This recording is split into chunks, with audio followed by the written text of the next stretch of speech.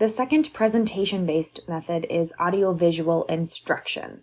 Information is primarily presented through media that can be seen and heard. For example, slides, videos, audio recordings, all of which are called audiovisual techniques. The defining feature of this method is that it attempts to stimulate multiple senses, which is thought to achieve greater levels of learning.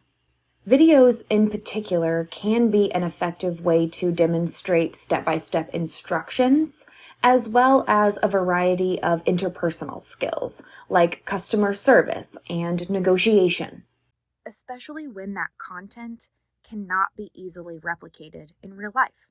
The YouTube videos embedded in the Canvas pages, for example, show information that we could not easily replicate in our studio here at Maryville. Audiovisual instruction also provides consistency. Everyone sees the same content, which may not be true for face-to-face lectures. This method also complements other methods from other categories. Although the cost of development can vary widely, administration costs tend to be low. Like most presentation-based training methods, audiovisual instruction is associated with low transfer.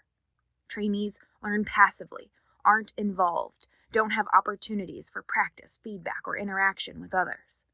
Some of the unique disadvantages of ABTs are that production quality needs to be high in order to be effective, which is costly and time-consuming, and the media may present too much information or become obsolete over time. To make the use of ABTs more effective, pause videos periodically and ask trainees questions. Give them handouts and transcripts with text and visuals, and provide unlimited access to the media after training.